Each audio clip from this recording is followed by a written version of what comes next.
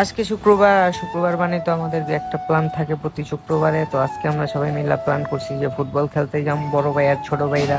তো এলাকার ছোট ভাইরা বললো যে ভাইয়া আপনাকে লগে একটা ফুটবল ম্যাচ খেলি, চলেন একদিন যাই। তো আজকে ওই দিন রাইসা বললো, আমরা সবাই মিলে টেকা উঠায় তারপর একটা মাঠ ভাড়া করলাম কোনাপাড়ার দিকে।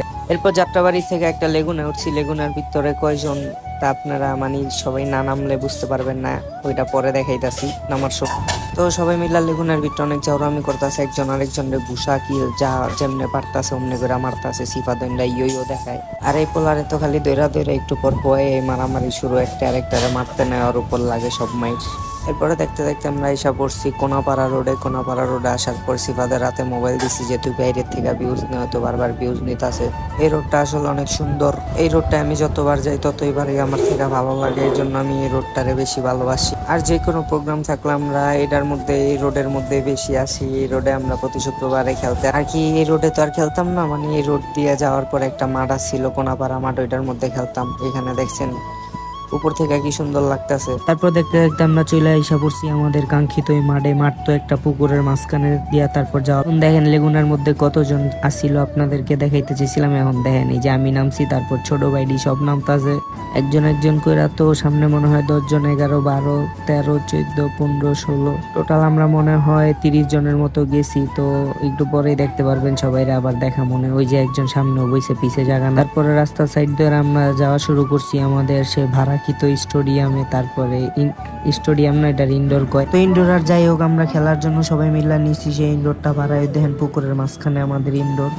তো দেখতে দেখতে চলে আসছি আমাদের ইনডোরের সামনে আমরা। তারপরে ইনডোরটা দেখলাম ভিতরে খুব বড়, ভিতরে প্লাস্টিকের গাছ বিছানো। আর এদিকে ছোট ভাইরা এদিকে আছে, ওইদিকে দেখেন ওই যে দর্শক বসার জায়গা, মানে খেলার সময় চিয়ার্স করবো দর্শকেরা বৈশা। এই যে আমি আমারে বারবার দেয়াইতাছি আর মাঠ দেয়াইতাছি। মাঠটা বাইরের দিকে অপরিষ্কার হইলো, ভিতরের দিকে সুন্দর আছে। ওই যে খুলবো সে একটু দেরিতে আসতেছিল, তাই আমরা বাইরে একটু অপেক্ষা করতেছিলাম। এখন ভিতরে ঢুকছি, আমি একটা ভিউজ নিলাম। ওই যে সবাই খেলা শুরু করে দিছে তাদের টেস্ট ম্যাচ, যে যার মতো ওয়ার্ম আপ কইরা নামার জন্য প্রস্তুত হয়ে গেছে। আমি আর একটু ভিউজ নিতাছি। এই যে সবাই খেলা শুরু করছে। ওইদিকে কিছু অ্যাপ্রন ছিল একটা অফিসের মধ্যে, ওই অফিস থেকে আমরা সবাই অ্যাপ্রন গুলা নিয়ে পড়তাছি, আমিও একটা পড়ছি। সবাই ম্যান বাটাবাটি করার পরে বলতাছিল যে তুই একটু বয়, লেগে আমি একটু বইছি। আমি এমনিও খেলা পারি না ফুটবল বেশি, লাস্টে দেয়া নামছিলাম। আমি যখন খেলছি তখন ভিডিও করি নাই, আমি লাস্টে মাত্র 20 মিনিট খেলছি, এর লেগা ভিডিও করি নাই। যে ওরা খেলা শুরু করে দিছে, এদিকে দেন ওই যে পেলান্টি সব শুরু করে দিছে। আমি আর সাকিব বন্ধু তো খেলতে পারি নাই, এর লেগে আমরা দুইজন উঠাই যে কোচের কাজটা করতাছি। এদিকে আমার বন্ধু সাইদুল বেশি ওভার রেটেড খেলতে যায়, ওর আঙ্গুলের 2 চারি উঠায় ফেলাইছে, একবারে চারি উঠে গেছে। ধরতে গেলে আমাদের ম্যাচটা জিতার সবচেয়ে বেশি অবদান ছিল সাইদুলের অনেক কষ্ট করে ম্যান অফ দ্য ম্যাচ হয়েছে, ওর কারণে ম্যাচটা জিতছি আমরা। তারপর এলাকার থেকে যে পোলা গেছিল সবার হাতে উঠাইয়া দিতাছে ম্যান অফ দ্য ম্যাচের এমনি বিশ্বকাপ বলে কি কয় ওইগুলারে, কাপ উড়াইয়া দিতাছে।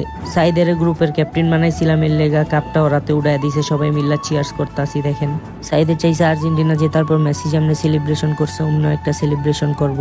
এখন বাড়ি ফেরার পালা। তারপর আমরা সবাই লেগুনা উঠে আবার আগের মতোই গিজি করে সবাই রওনা দিছি বাড়ির পথে। টাটা, বাই বাই, আল্লাহ হাফেজ। ব্লগটা এ পর্যন্তই। ভালো লাগলে লাইক কমেন্ট শেয়ার করেন। ধন্যবাদ।